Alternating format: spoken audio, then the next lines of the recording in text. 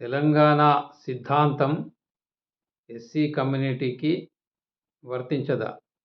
తెలంగాణ నీళ్లు, తెలంగాణ నిధులు, తెలంగాణ నియామకాలు ఆంధ్ర ప్రాంతానికి సంబంధించినటువంటి వాళ్ళు అనుభవించరు అనేటువంటి దాన్ని ఏ రకంగానైతే ఒప్పుకున్నారో, మరి తెలంగాణ ప్రాంతానికి సంబంధించినటువంటి ఎస్సీ కమ్యూనిటీకి సంబంధించినటువంటి విద్యా, ఉద్యోగ అవకాశాలను ఆంధ్ర ప్రాంతానికి సంబంధించినటువంటి ఎస్సీ కమ్యూనిటీ వాళ్ళు అనుభవించారు అనేటువంటి సత్యాన్ని ఎందుకు మీరు యాక్సెప్ట్ చేయడం లేదు?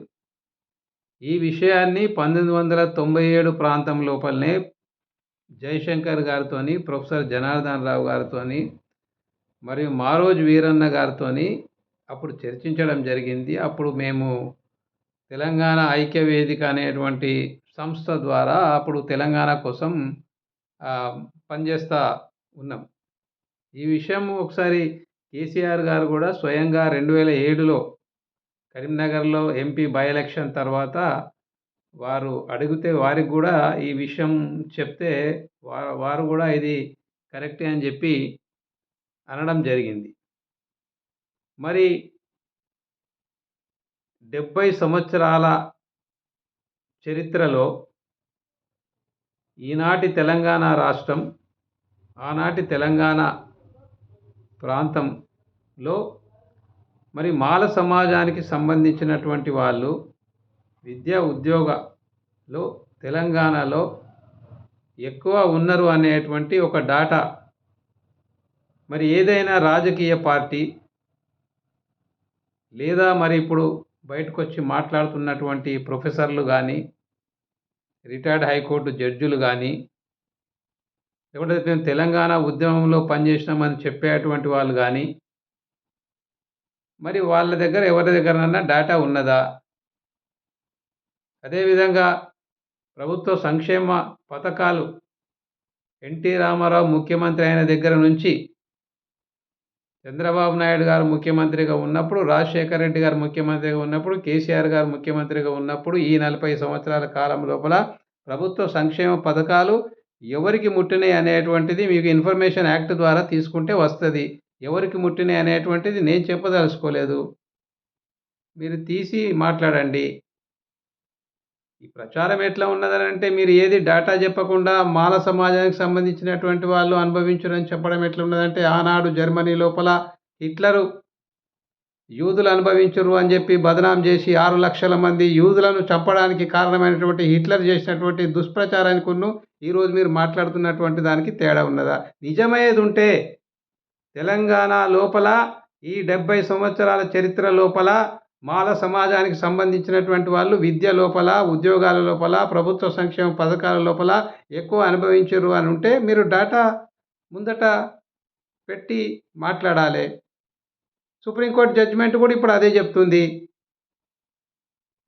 ఎంపెరికల్ డేటా అంటుంది. చాలా విషయాలు సుప్రీంకోర్టులో చాలా ఒక 10 పాయింట్లు ఉన్నాయి, అవన్నిటినీ ఆచరించి వర్గీకరణ చేయాలంటుంది.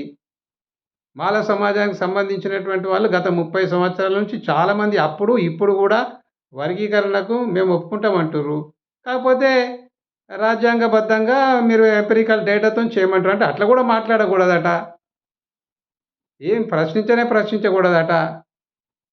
అంటే ఆ రోజు మరి 2000 సంవత్సరంలో సుప్రీంకోర్టు చెప్పింది వర్గీకరణ అంశం కరెక్ట్ కాదు రాజ్యాంగ ప్రకారంగా అన్నప్పుడు మరి 20 సంవత్సరాలు దాన్ని వ్యతిరేకించరు కదా.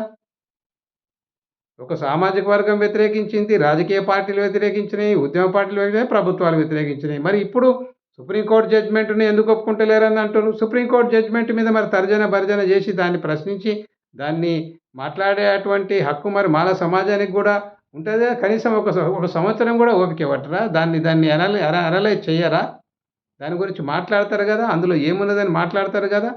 ఇది ఏమి లేకుండా ఓ డిక్లేర్ చేసేసి మరణ శిక్ష వేసేస్తాం, ఉరి శిక్షణ వేసేస్తాం, తెలంగాణలో ఉన్న మాలోళ్ళ కంటే ఇక చేతులు కట్టుకొని నిలబడి వినాలే, మేము చెప్తున్నాము మీరు వినుండ్రి, మీరు దుర్మార్గులు, మీరు దుష్టులు అని మళ్ళీ ఉల్టా ప్రచారం చేయడం అనేటువంటిది ఓకే చేస్తే చేయండి, కానీ అందులో ఉన్న సత్యం ఉండాలి కదా, ఫ్యాక్ట్స్ ఉండాలి కదా, డేటా ఉండాలి కదా. వరంగల్ జిల్లాలో ఎవరు అభివృద్ధి చెందిండ్రో అసలు ఇది నేను చెప్పదలుచుకోలేదు. మీరు తెలంగాణ డాటా మీరు తెలంగాణ డాటా 70 సంవత్సరాలు, 50 సంవత్సరాలు డాటా తీసి చెప్పండి. ఏ రాజకీయ పార్టీ అయినా పర్లేదు. ఇదంతా ఒక 2 రాజకీయ పార్టీలు వెనుకుండి నడుపుతున్నాయి దీన్ని. ముఖ్యంగా తెలుగుదేశం పార్టీ ఆనాడు, ఈరోజు బీజేపీ పార్టీ. ఇంకా కొన్ని శక్తులున్నాయి. ఇది సత్యం ఇది. కాబట్టి నిజంగా మీకు చిత్తశుద్ధి ఉంటే, మీ దగ్గర నిజాయితీ ఉంటే డాటా ఈనాటి తెలంగాణ రాష్ట్రం, ఆనాటి తెలంగాణ ప్రాంతంలో ఒక కమ్యూనిటీ ఎక్కువ తీసుకున్నదని చెప్తే, ఆ డాటా ఉంటే డాటా పెడితే మేము గూడా సంతోషపడతాం మేము. కాబట్టి ఆ లైన్‌లో మీరు మాట్లాడితే బాగుంటదనేటువంటిది నేను మీకు సూచన చేస్తూ నమస్తే జై భీమ్, జై భారత్.